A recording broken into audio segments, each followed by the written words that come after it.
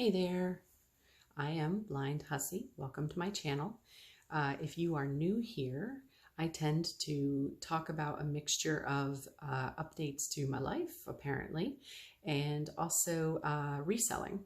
And sometimes you get a reselling gem. So today I'm going to give you a life update, and then I'm going to follow it with information about if you are new to selling jewelry online. I've got a couple of things that I have recently learned myself, and I thought I would pass them along as I, am learning things on my journey, and I thought I would try to share them with you. So the update first. A lot has happened, and I know I didn't do a video last week. I did one, but I didn't upload it because I was in the self-pity stage and it didn't sound good. I just came across as whiny, and I'm in a better place this week. So I thought I would just go ahead and give the update this week instead of last week. So I apologize for not sticking to my schedule. This video is supposed to normally come out on Friday. I'm actually trying to get it out a little early because I didn't do one last week, and also because I am trying to stay somewhat consistent. So we will see. We'll see how much editing goes. I'm going to try and add some snow. We're having a big storm, and I'm trying to add some updates for snow too. So the updates in my personal life. So I have been having a couple of medical issues the last several months, and every doctor that I had spoken to kept telling me, essentially that everything was normal and I'm perfectly cool and all the things. Anyway, so I accidentally discovered that I actually have a hernia. And initially I thought that it was just a small hernia. So I went for some lab work, and they took some x-rays and stuff. And it turns out that my hernia is pretty big. And I've never been through this, obviously. So this is all new to me. This is a whole new territory, but, it's apparently 4 inches by 4 inches. And another piece of information is my colon has decided to take up residence inside my hernia. And the last bit of information related to the hernia is that I have there's some necrotized cells, necrotized fat that is above that area, that is pressing down on everything. So the way that I understand it and what I think happened, that has been at least validated by the surgeons that have seen me. What I think happened is I had my helper, my assistant. He just turned 5, so I had him 5 years ago, and I had him by emergency C-section. And we think that I probably somewhere in the months afterwards, in the first year of life, probably tore something inside, and then it proceeded to just tear over time. And now, mind you, I've mentioned this before, but I live on the farm, so I do firewood. I don't do anything crazy, right? Like, I don't punish myself, but I do firewood, and I do lift heavy things at this point, including the 40-pound, small child. And so, it was nice to at least have validation that the thing that is wrong, there is actually something wrong. It wasn't just something in my head. The good news, that's part of the good news. They've discovered it. They discovered it before it became an emergency, to the point where, I fell down in my yard and they had to take me by ambulance, right, to get it taken care of. So anyway, so that's kind of a big, for me at least, this is a big deal. I've got a couple of friends that have said, oh, I had a hernia surgery, and it's not a big deal. And I feel like maybe their colons weren't inside their hernia, but, I could also be projecting, because I'm a little upset about it. So anyway, yeah, so I have the hernia. I also had something going on at the same time with my uterus, and I won't go into details about that because that's in some ways just terrifying. So, but there was a secondary thing happening at the same time. So I've had a bunch of scans over the last several weeks and found out what all of the things that are happening are and what we're going to do about them. What we're going to do is I'm going in for non-elective surgery December 31st. So happy New Year's to me, bitches. So I'm going to go in for surgery. The surgery is supposed to last 5 hours. I'm supposed to have a hospital stay of 3 days afterwards. And they tell me that recovery will take between 3 and 6 months if I behave. And I know that, you know, well, my sister watches the videos sometimes, and she knows I'm not really super good at behaving. But in this instance, I promise to, sister, because I don't ever want to go through this again. So anyway, so that's like the personal update. I found all that out within the last couple of weeks. Right after I found out that I had the hernia, I had an inadvertent contact with a friend that was completely my fault. It was completely my fault. A friend was supposed to do a door drop of some eggs for us, and I happened to be in the kitchen when the door drop was happening. I looked out the window, saw my friend, was like, oh, my friend's pulling in, and I opened the door and didn't even think about wearing my mask. And of course he wasn't wearing his mask because he wasn't intending to see me.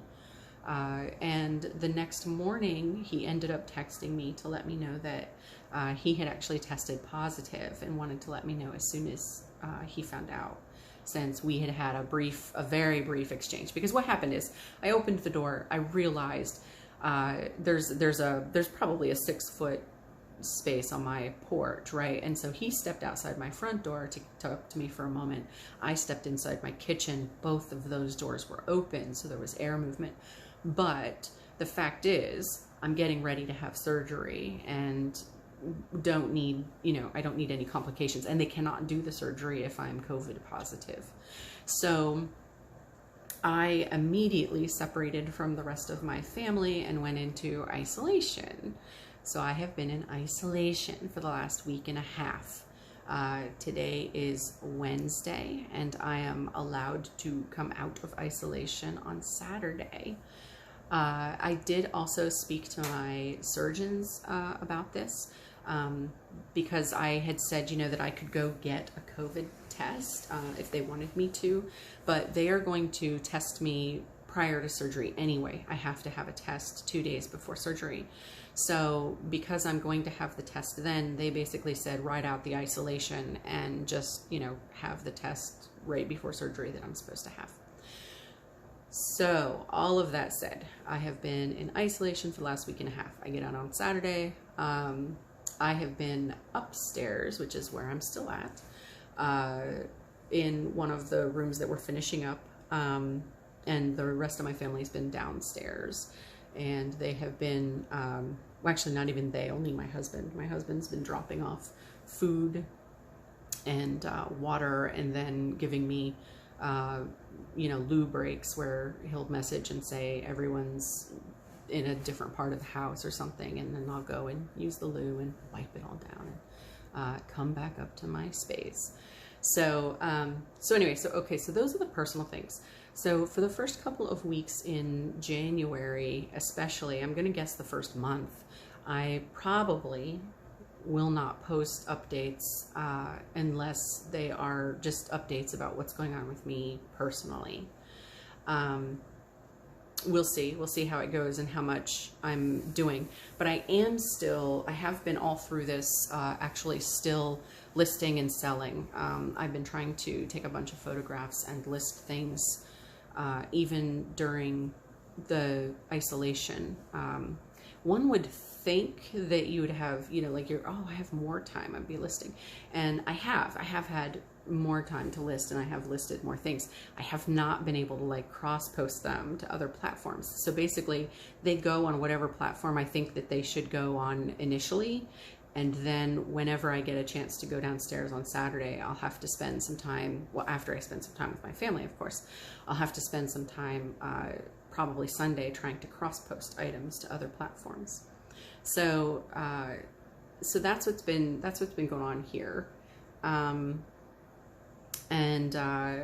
Yeah, so that's the personal update. So I suspect that in January is kind of a lost cause for me unless I post personal things, or unless there's something major happens for me financially that I can share with you. And just, ooh, so we'll see how it goes.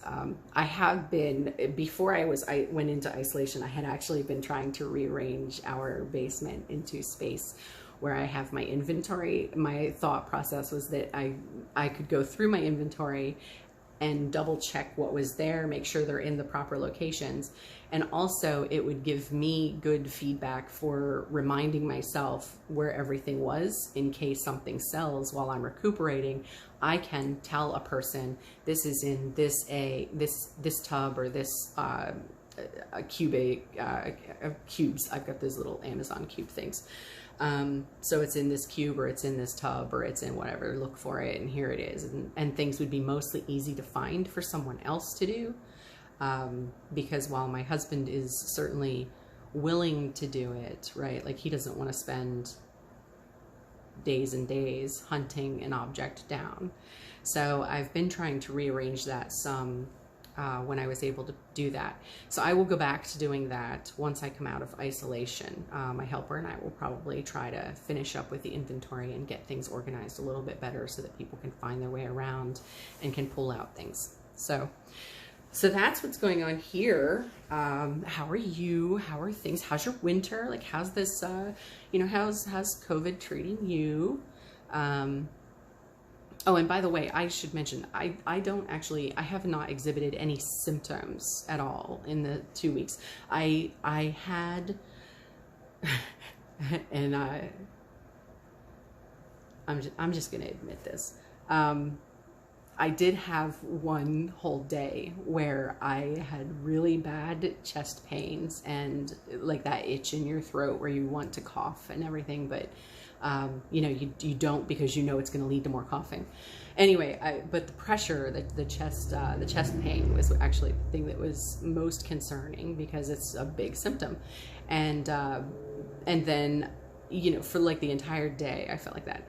And I actually think that now that I've had some time to kind of think about things and relax and pay attention to the details and start looking at the things about surgery, etc., I think that I probably just gave myself a panic attack, because I am a control aficionado, and it's really disconcerting to be upstairs in my house while everyone is downstairs, and I can hear things happening, but I can't actually make any real decisions or help, or, you know, my helper could be losing his mind and I can't help my husband with that or make it better or anything, you know. And so I think I just really kind of tortured myself into a panic attack, because I've had no symptoms since then. Nothing else has occurred. So I think it's just that, not being able to be in control of things around you. So that's the personal update. Now that I've taken up way too much time with my personal business out there in the world now. The second half is actually, this is for people who are interested in selling jewelry. And I'm going to be completely upfront with you. I know very little about costume jewelry.